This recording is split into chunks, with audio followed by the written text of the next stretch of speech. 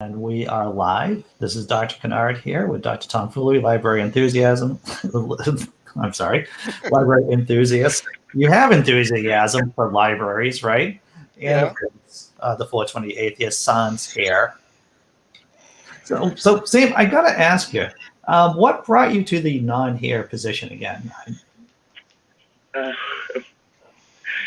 I've seen a lot of the little TikTok shorts that come up on YouTube where partners were tricking their partners by blindfolding them, putting themselves in front of this,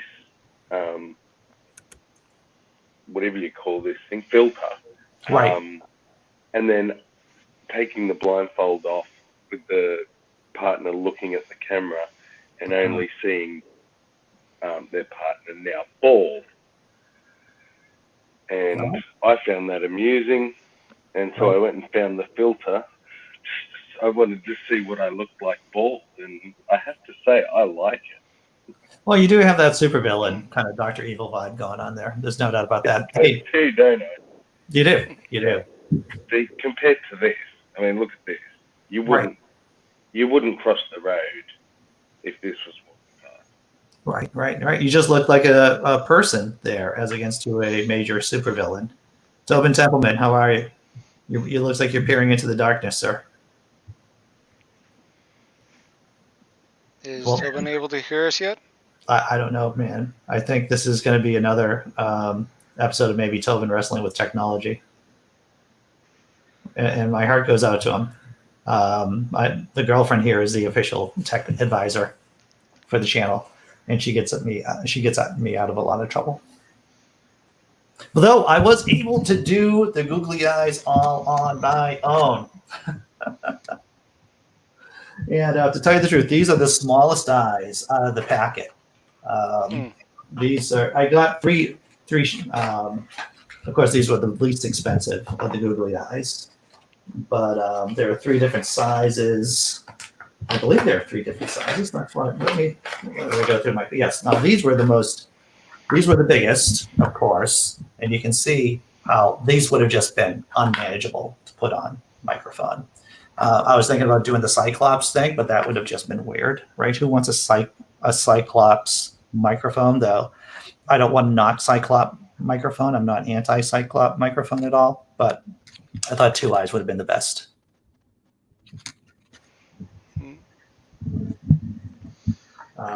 So that was one of my many fun-filled activities yesterday.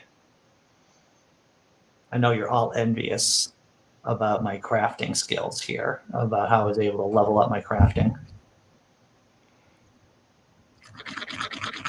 And what I'm really amused with is that I can actually hear the little eyeball rattling around. Yeah, we can hear that too. Oh, that's great.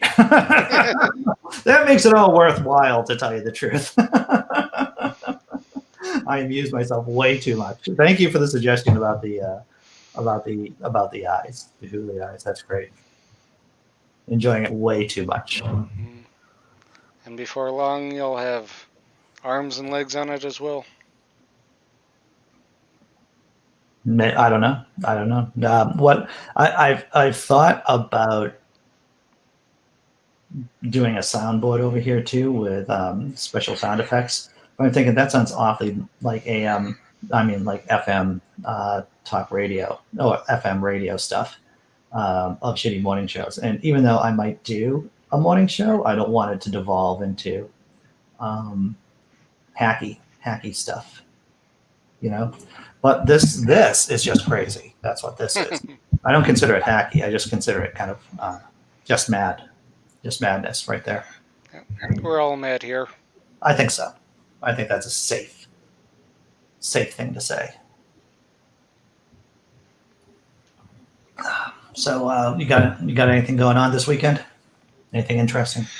General question for chat observers, people here on the panel.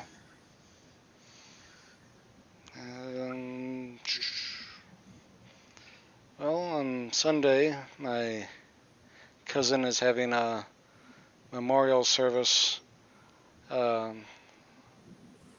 his husband that had died this past year. Wow. So That's that's something I'm doing this weekend. yeah. Well, that sucks, dude. I'm sorry to hear that. Yeah. For me, I'm doing the interview tomorrow with Josh and Dr. Josh. Then I don't know what else I'm doing, to tell you the truth. Tobin's back. Frustrated. I feel I'm trying to send good vibes, Tobin, through the computer. I'm going to put my healing atheist hands on the screen and try to cure your technology issues. I'll say Dawkins 3 times. Dawkins, Dawkins, Dawkins. And maybe that will cure you. Silly Andy. Silly. Don't know. If Tobin could respond, I'm sure he would. Can you create a rooster's crest with your haircut? That's possible. That's possible. It looks like it's possible with the right amount of product, right? With the right amount of product.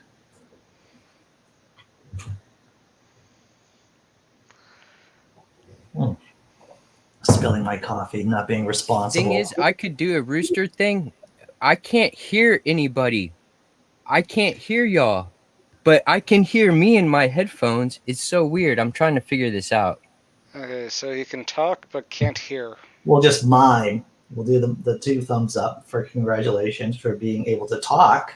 I mean, that's positive. Yeah.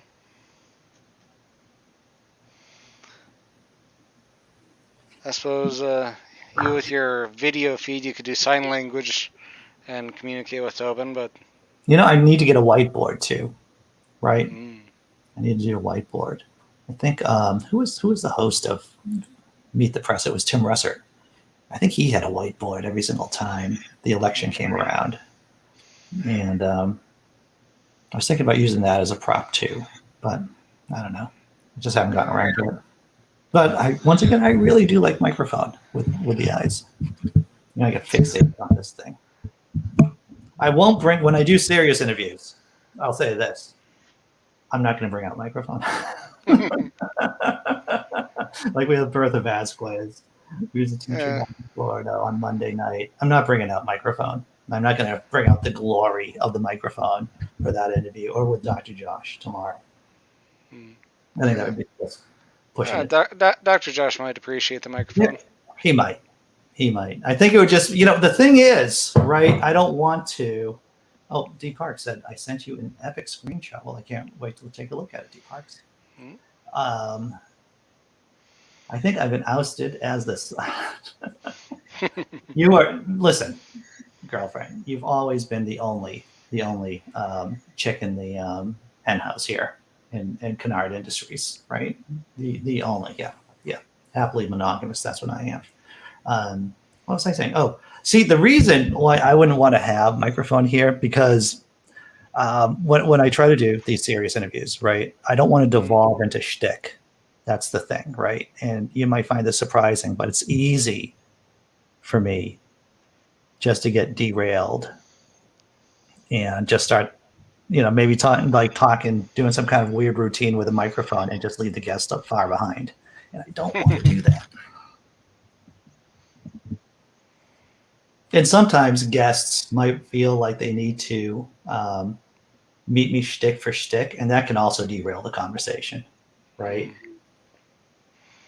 Yeah, I'll oftentimes try to tee up a joke here and there for you. Much appreciated, sir. Much appreciated. There was a at this recording. Wait, don't tell me. They had a local guy, Josh Gondelman, on. He pops up on the internet every once in a while. He has a very popular podcast. I forget the name of it, but Josh used to do open mics down here at Sally O'Brien's in Somerville, down the street from where I live now. And he used to run the open mic there on Monday nights. It's a shitty open mic, to tell you the truth. But most open mics, if you're a comedian, it's 99% of open mics are shitty open mics. But he ran it for a while. Can write jokes really well. And I believe that's how he makes most of his bread and butter these days, is being a comedy writer. as well as, of course, whatever he gets from his podcast. A talented guy. Oh, Wildeden's here. I didn't even see Wildeden. I'm sorry, Wildeden. Hello, Hey, how you doing? I'm doing fine.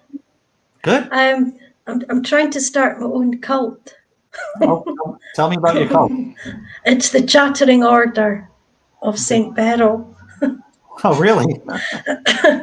I'm trying to bring people to the Chattering Order. Oh, very good. So, what are the beliefs of the organization? Well, St. Beryl, she was actually a 5th century Christian martyr, apparently, in Austria, who was forced to marry a pagan duke. So the legend goes.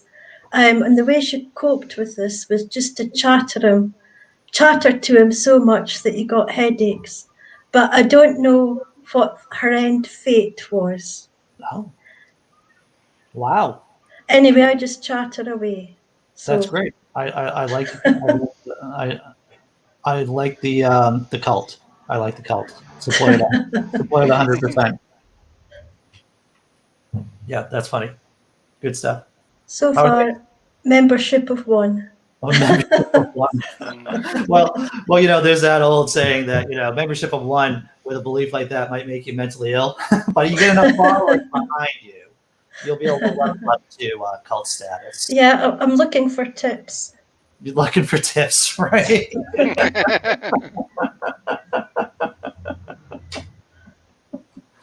That is very. It has come across my mind a couple of times. I'm like, wow, these like evangelists and all these people who are like taking advantage of people, like just with some crazy ass shit, and people are following them. I'm like,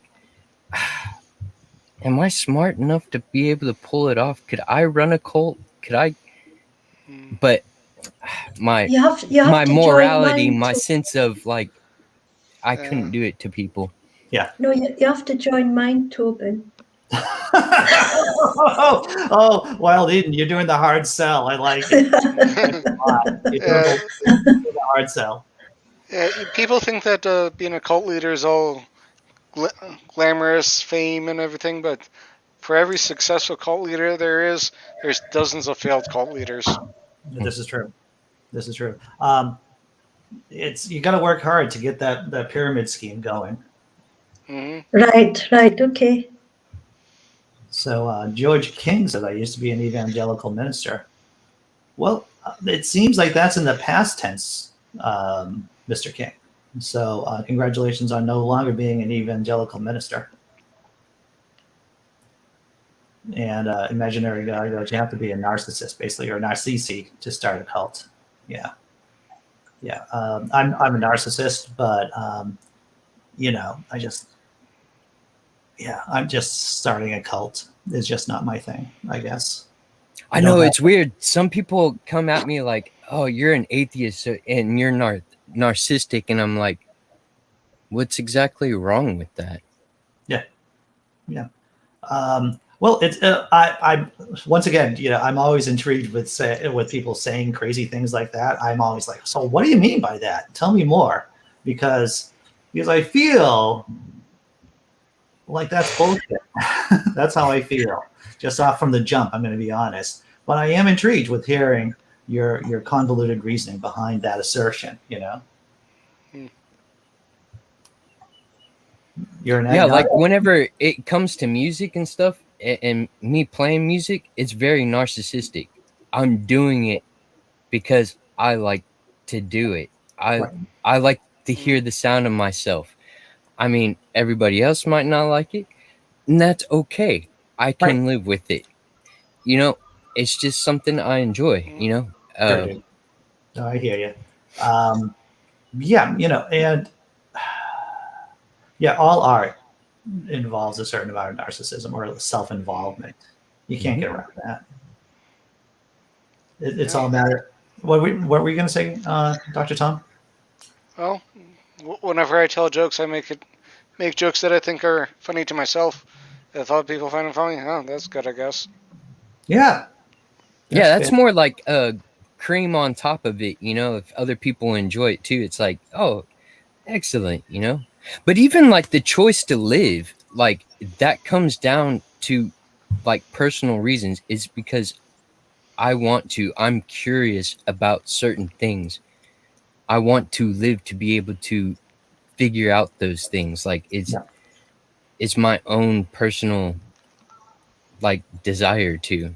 You know, people throw around terms like narcissism. Like in your case, you're an atheist, so you must be a narcissist. So what does that mean? You know, so what do you mean by the term narcissist? Because I think there's a certain amount of narcissism inherent in every person, right? At least a lot of self-interest, right? You have to have a certain amount of self-interest just to make it through the day, and that would be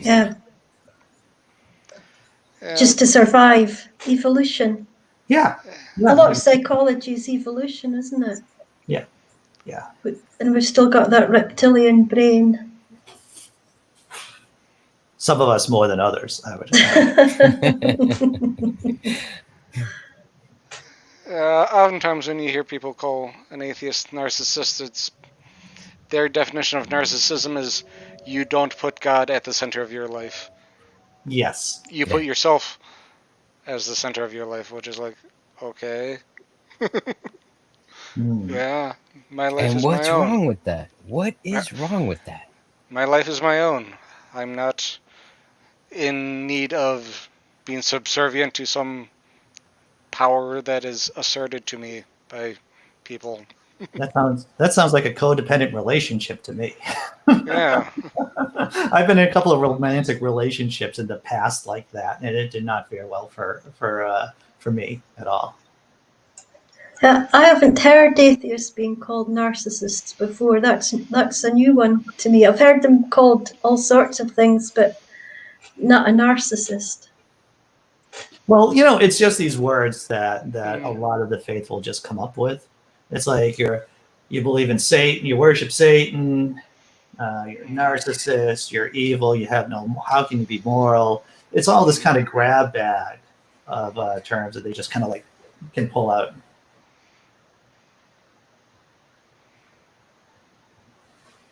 And George King says there's nothing wrong with a healthy self-esteem. There is not. Yeah.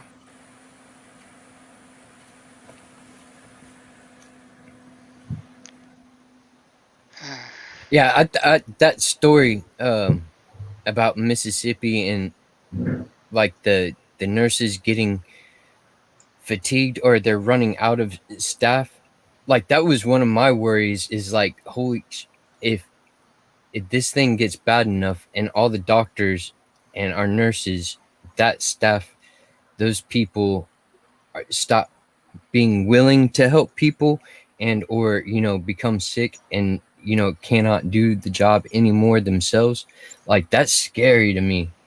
Like it's already kind of scary for me here because like some of those nurse people and who are in that field over here carry these like religious and strange beliefs, and I've had some times where it got very weird. But yeah, it that is just mind-boggling. Like, why would y'all not want to take care of your staff of healthcare workers? Oh my goodness! I don't want to say it's capitalism, but maybe it has something to do with capitalism. I saw a concerning statistic just yesterday on the news, and it was that there's a 20% increase in suicides amongst nursing staff since the pandemic. I can see that because nurses really do get the brunt of it, don't they? Especially the ICU nurses. I'm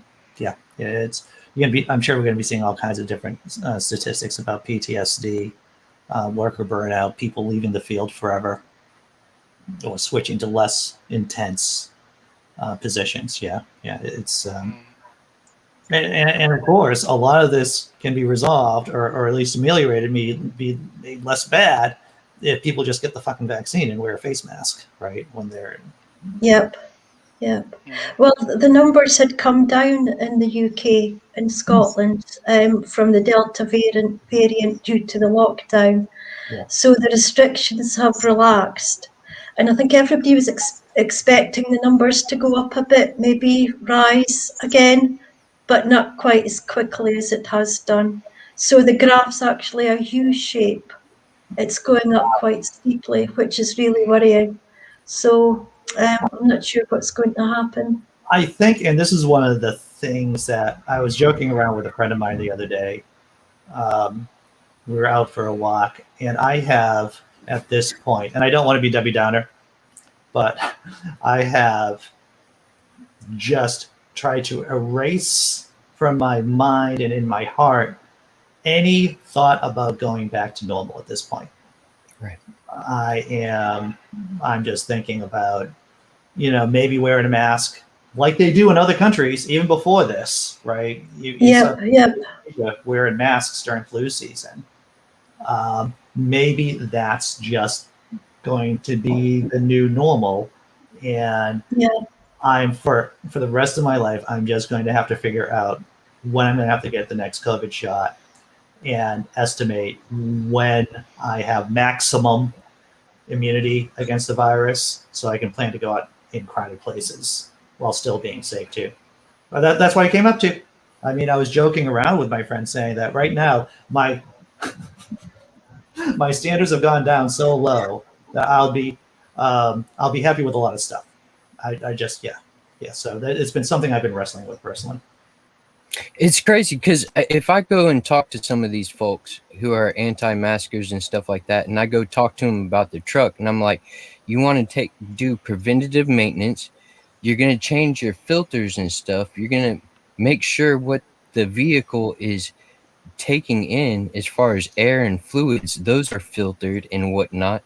Like, you'll take care of your truck better than you will yourself. And I got a story too to add to this of this kind of thinking. Kendra told me a story of a fellow who was clearing brush and started a fire and recently burned himself real bad on one side of his body. Wow. And the dude was at home and he was putting mustard on his burns. And like supposedly it's pretty bad. Like it's a whole side of his body. There's a big part of his body. He's putting mustard on it. Now, I've had little burns and I've been told, hey, put mustard on it. And yeah, it does kind of make it feel cold, but I don't know if it's actually doing anything.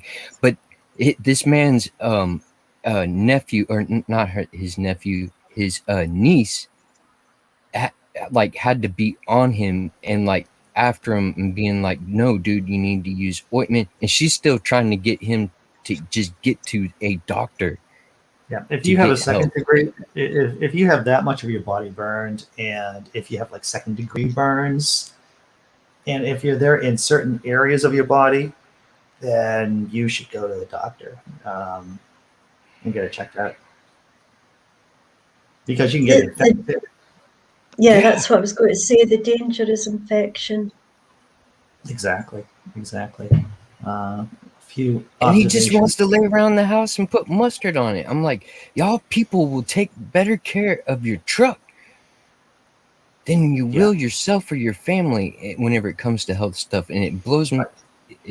Well, I'll say this is that people, and this is a common fallacy for our species, right? People feel that I'm competent in this area, in taking care of my truck, right? So this is just an example. I'm competent in area X, so that means I must be competent in area Y.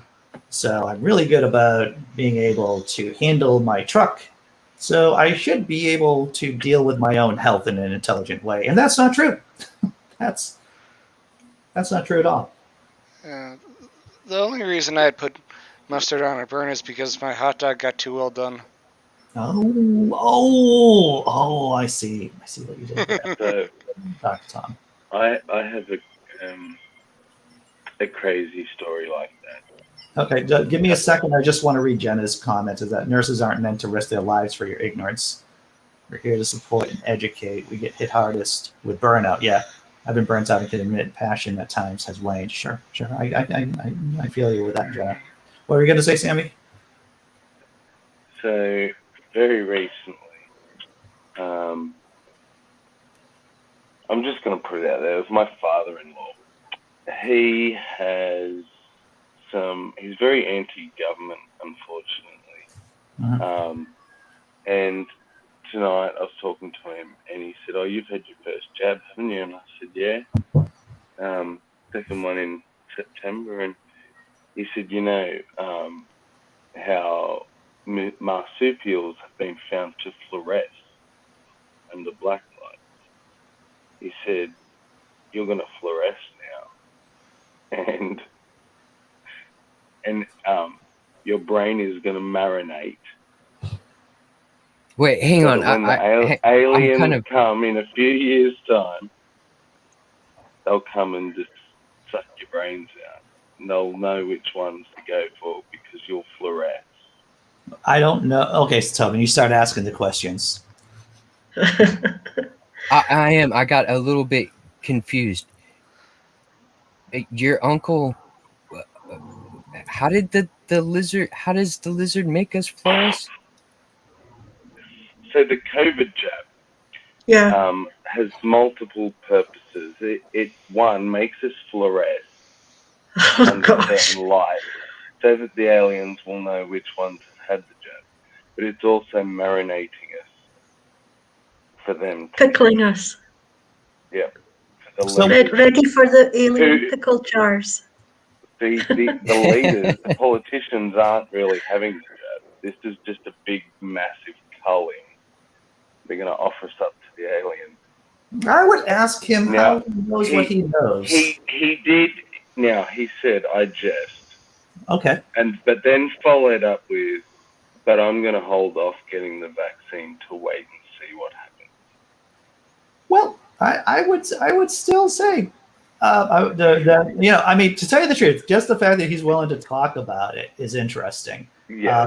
The girlfriend said, I was happy that he said he's just going to hold off and wait and see what happens. That's not a definite, I'm not getting it. Right. So to me, that's positive, and there's room to work there. Well, and that's the thing. You know, one of the ways of helping to pull someone into your point of view, or to change people's opinions, is to amplify those messages of change. So when a person is saying things like, "I will," blah, blah, blah, even if you're just asking them to talk about more when they plan to do that, that could, or just be supportive of that can definitely be helpful for them to change their opinion down the line. Yeah. And I've found that the power of example is bigger than we think too. Oh, yeah, dude. Yeah, that's a good point.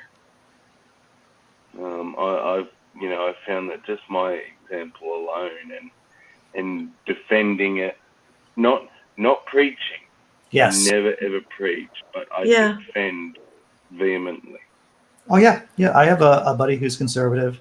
I've been friends with him, and I've talked about this before. And I just am not preaching about him getting the jab. I just don't do it. I don't think I think it would be counterproductive. He knows that I've been vaccinated. He knows I've worked with people who have delicate immune systems, let's say impaired immune systems. He knows all these things. And, me forcing it down his throat personally, face to face, or online, it isn't going to help. It isn't going to help him change. Is it true that the current anti-vaxxer movement grew from the previous MMR anti-vaccine, that was linked to autism? Oh, I think that the COVID anti-vaxxers, right? There's probably, if you think about them as tribes of people, I think that there were a lot of regular anti-vaxxers before COVID. They were a disparate group. So you definitely had the wooists from the left who, like Jenny McCarthy, for an example. She was, I don't think she was right-wing fascist, right, a white supremacist. She was just someone who got traumatized by their own child having autism and not being able to read Yeah. scientific Yeah. data and convinced that there was some kind of conspiracy. Yeah. So that's one group of people here. But then there's an overlap definitely. But this current surge of anti-vaxxing, of anti-COVID people, anti-vax for COVID, seem to be right from the same well of witchcraft trials. Yes. Yes. Over here, they seem to be from that group of folks. Oh, what a tragedy. Yeah, it is. It really is. Yeah. Yeah. The autism anti-vax stuff was very disheartening to see, because it was like they'd rather have their children have increased chance of death than to have autism, which is like, really? Yeah. And so what I do, at least in my personal life, is that when there's an opportunity to talk about skepticism, right, about how what you know, I'll try to or to push the message a little bit without preaching. I'll try to do that. I'll try to do that in my personal life. Do you have to have like a note of statistics and stuff ready at hand to copy and paste into chat? I've done that before. Oh yeah, when I've ran head to head with somebody pushing the anti-vaccine message. Yeah, that's wise. That's wise. It's good to have. Not that they'll believe them at all, but right. And the thing is, right? Like I said, most of us have been religious, and something caused us to be not religious, and maybe it's been a series of arguments. Maybe there's a good chance that we don't actually know for sure why we're not religious anymore. We may think we know, but we're not absolutely 100% sure. And it could just be a bunch of arguments that we've heard over time. And just because you don't see the effects of the cause, just because you're making this argument to this person or making these points, it doesn't mean that it's useless or that it's fruitless. Yeah, I say argue on. I mean, every which way we can, like making an example. When we go out, we're wearing our mask and stuff. We're kind of setting an example. That's one way of doing it. We should make comedy, the memes. When those get out into somebody who's in a different bubble, and it riles them up. It gives them something to talk about, think about it. A lot of the times, when people interact with stuff new, they're gonna be against it. They're just going to be, and not taking offense because the person's not well receiving you. Like, that's something I've gotten over. I'm just like, I know I'm going to piss this person off, but it's all right. I do it to a couple of my family members pretty consistently. But you know what? I'm all right with it as long as they, I just try to can keep understand the dialogue fear. going. Just keep it going. Yeah, very good point. Yeah, I can understand the fear when you said of something new. Yeah. I mean, the whole pandemic thing's stressful for a lot of people. People react in different ways. Yeah, and it's a little bit. It's a lot of ignorance. The main argument I hear here in Australia is they rushed it out. It wasn't tested properly. We don't know what the long-term effects are. And that's when I have, like you said, having things on hand while there's two videos. I'll try and find links, put them in the chat before the end. One's Advice to Rhino video, and another one's Professor Dave. Both of them addressing the vaccines and all the rumors and just explaining how they're made, what they're made of, all the different ones, how they each work, the known effects and side effects versus the rumors rumours and the hearsay. Right. And it puts into perspective how not dangerous they are. Yeah. The biggest thing here in Australia, because our main one is AstraZeneca. Yeah, that's the one I've had. Yeah, and it's the one that causes clots. Yeah, there was that. Seriously, I think if you look at the numbers, it's like in Australia, I think out of all the, we've done so many million people, 2 people died after the vaccine who already had clotting. Yeah. I always bring up the Bruce Lee story, man. I always bring up the Bruce Lee story and statistics. You try to make statistics relatable to people. It's like, given a large enough population, someone's going to die from aspirin. Someone who's never taken aspirin before is going to die. Bruce Lee, right? Classic example. Man never took aspirin before, and he took aspirin one time, had the allergic reaction, and he died. But that doesn't mean we shouldn't be taking aspirin. Yeah, this reminds me of a video from the Technology Connections channel from a while back, where he was basically the dangers of the but sometimes philosophy. Or like, this is a really good thing, but sometimes this adverse condition will happen. And it was like, yeah, but that's not going to override the vast benefit of doing it. Yeah, and put my calm hat on before I say it so I don't get on a rant. But the problem is the fucking media. And someone dies right from the clot, and the media, the headline can't say person dies from clot, but they were already full of clots before the blah blah. It says person dies of clot after COVID jab. Yeah, definitely. Clickbait headlines. And most people don't even bother to read. They just see the headline. That's right. Go and tell the story. Totally. It's all about the audience. You need the audience, therefore you do whatever you can to gather them. What is frustrating for me, right, when you look at the propaganda that the government can put out in like World War I, World War II, during the Gulf War, when you look at that amount of propaganda, and propaganda in a general term, right, in terms of pushing a message, in terms of pushing a message, and pushing an agenda. How much have we really seen that during this crisis?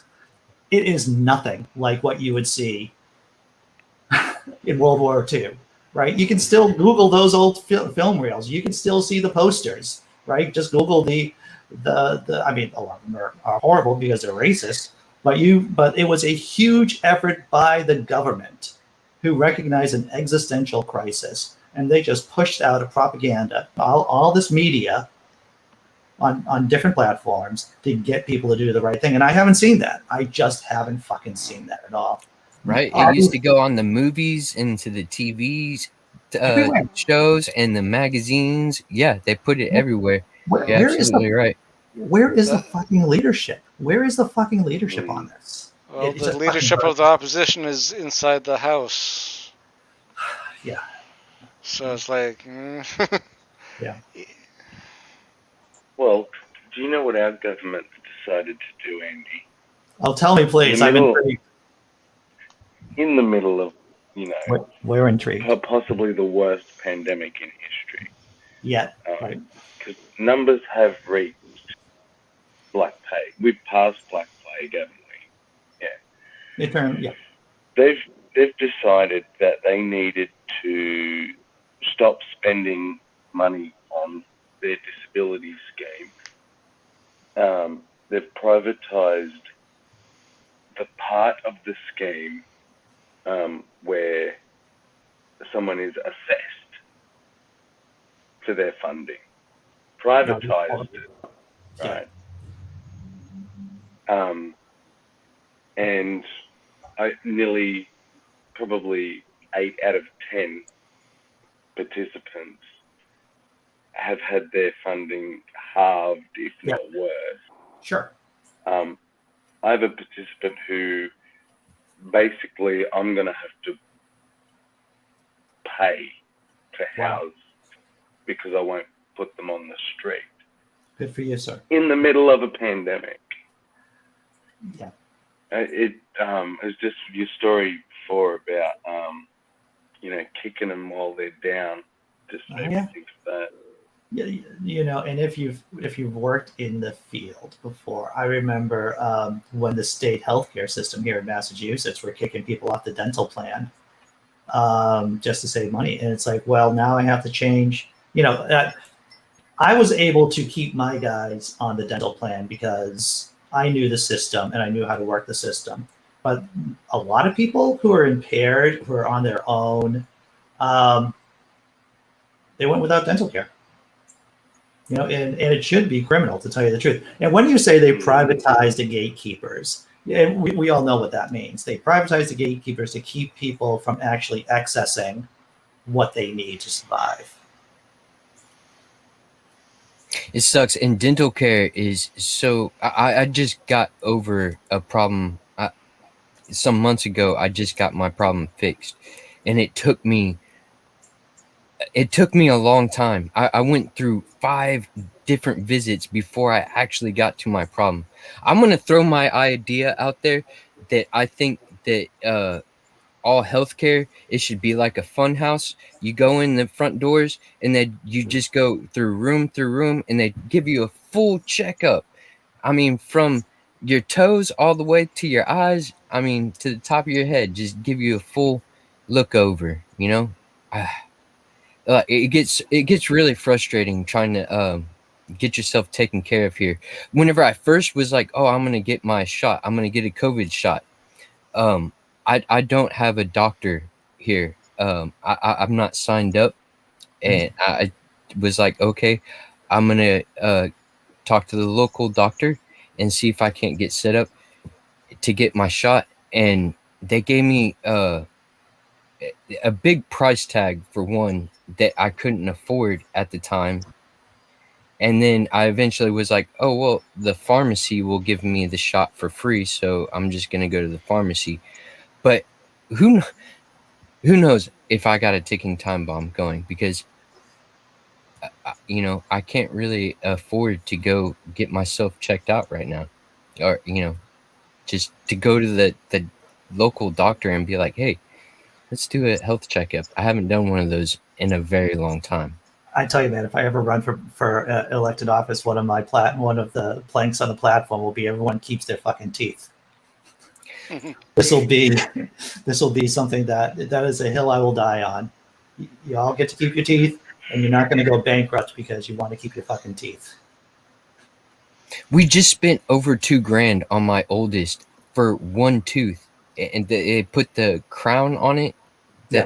It's just mind-boggling to me, because whenever I think of a business, I think of like the products that go into putting into the person, or, you know, giving to the customer, down to the machinery that costs to run the machinery, the lights. There's many things that go into running a business, and I know I haven't done all the math yet, but it feels like I'm just getting gouged in a way. I'm like, oh my goodness.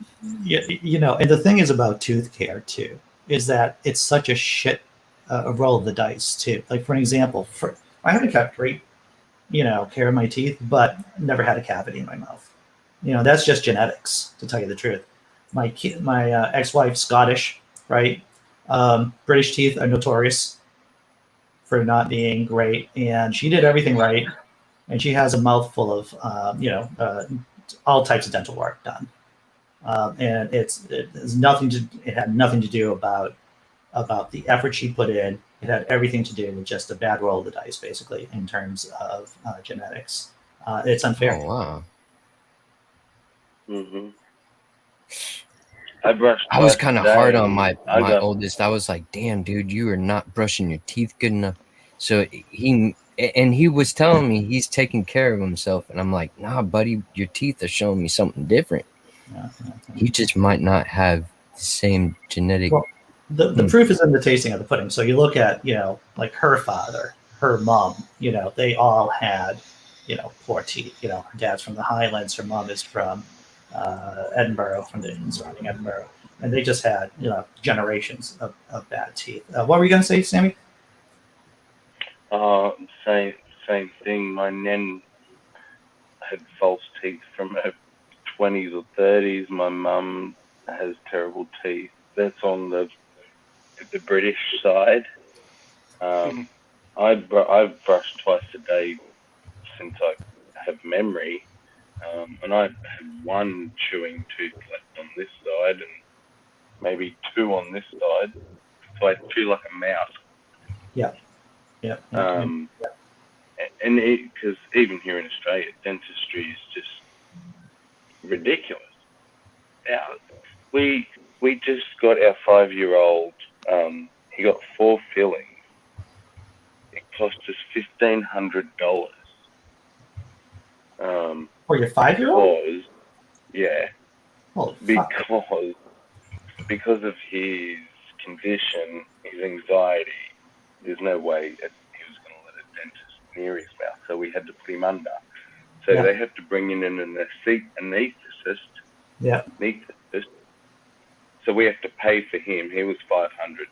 So I guess the dental work was $1,000 for 4 fillings. That's crazy, dude. $250 to drill a tiny little 5-year-old tooth that's going to fall out anyway. Yeah, that's horrible. I'm sorry to hear that. Once again, how it is unfair. Once again, it isn't a sign of virtue whether or not you have a good set of teeth or not. Oftentimes, it's just bad genetics. So, Cap the Humanist. Hey, Cap just got a message about interested in a job. Congratulations, Cap the Humanist. Do they put fluoride in the water in the US like they do in the UK? Most places they do. Right. When I was growing up in Brockton, I don't think we did, but in most communities, there's fluoride, or a lot of communities here in the States, there's fluoride. Yeah. And do pregnant women get free dental care in the States? I'm not sure. They do in the UK. Are you asking? Wait a minute. I just want to make sure I heard that. The question was, do pregnant women get free dental care? Yeah. Oh yeah. I'm pretty sure they don't. There's nothing free here. Yeah, I don't remember Kendra getting that either. I thought you were going to tell a joke about why I said pregnant women, as if men could get pregnant. Politically correct, wild. Men can identify as pregnant. Yeah, I immediately thought that as soon as I said it. Right. And nothing's free in America. Yeah. I was just thinking when you were talking about, Tobin, your difficulties getting health care. In the UK, the National Health Service, I think that was founded after the Second World War, where everybody has access to free health care. And that could never happen in the States. Is it because of the political structure, the political system? What's the barrier to that? Money. The insurance companies are basically paying off politicians. The politicians are supporting health industry. There's too much money in the system, and so whenever there's anything that comes along that gets us closer to socialized medicine, the industry, the for-profit industries, have so much money they can just flood the airwaves with ads. We saw that. I remember seeing that back in the day with the Clinton administration when Hillary Clinton was trying to get single-payer health care. And what these ads do is that they scare undereducated and ill-informed people to vote against their own. In turn, think that healthcare means that we're going to turn into Stalin's Russia because it's socialism. And why should I pay for you to get your health looked after? I'm going to turn around and I'm going to need it myself, but that doesn't, let's not talk about that. It's important. What AOC said the other day, and maybe a week or two ago, she pointed out that you're more than likely, you're closer to being homeless than being a billionaire. And especially in the system here in the States, you're far more likely to be homeless than a billionaire. And so how, and the implicit message is that maybe you should start fucking voting like that. Maybe you should start acting like that your head is on the chopping block. Your head's on the chopping block, your kids' heads are on the chopping block, and their kids are on the chopping block if they stay here in the States. Yeah. Yeah, I cannot think of one feasible argument against free healthcare. I can tell you plenty that I get offered, but Yeah.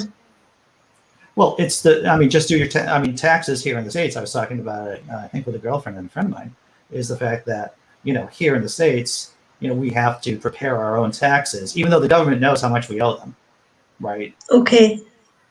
And we have to send it in, and then we get punished in case we get the numbers wrong. And the only reason why, and of course, for those of you who are tuning in, don't realize this, in other countries, the government just sends you the paperwork and says, hey, this is how much you owe, blah, blah, blah. We figured this out. If you disagree with these things, let us know. And the only reason why it's like that here in the States is because of the corruption inherent in the system, is that tax preparers, their lobbyists, are paying off politicians. That's the only reason why that's like, here in the States. It's so frustrating. It's so fucking frustrating. Like, it's like there's so many answers to the problems that we have, but yet money is standing in our way, basically. Because there are people who have the funds in order to keep their businesses going. And you know what's more frustrating, Tobin? I'm trying to hold back from saying something. Those people doing it, the people at the top, are like the 1% or the 0.2%. And we are the 90%. Yet we can't seem to make the change. Yeah. We're powerless. Yeah. With the tax preparation example, you have big companies like TurboTax telling you, we make it so easy for you. No, you don't. You're the one in the way of making it actually easy. You are the impediment, TurboTax.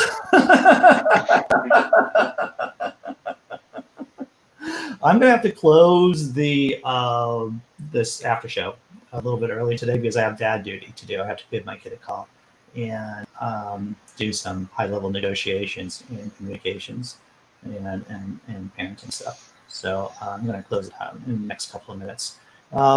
Any last thoughts from anyone? Please subscribe to my cult, the Chattering Order. I wanted to ask Wildeden, do you accept Satanists? Oh, they're Secular very welcome. They're very welcome. I actually stole the Chattering Order of St. Beryl from a book called Good Omens by Neil Gaiman and Terry Pratchett. Right.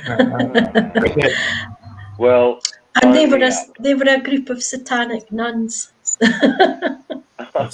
Nuns. Satanic nuns. Yeah. No, it's very good. I think it's a TV show as well now, but it's hilarious. Yeah. Very nice. Yeah. Very nice. Sign me up. I think I'm already subbed to your channel, Wildeden. Oh, that's super. Super stuff. Thank you very much. Well, I'm glad that you can count me in, Wildeden. I'm in. Great terms and benefits. Oh, hey, I love that. Sorry. Everyone in the chat, thanks for showing up. Panel, this has been an incredible amount of fun, as it always is. Shamala Hamala, is that the proper? Shamala Hamala. Shamala Hamala. Take care, everyone. Bye. Thank you, Andy. Oh, thank you.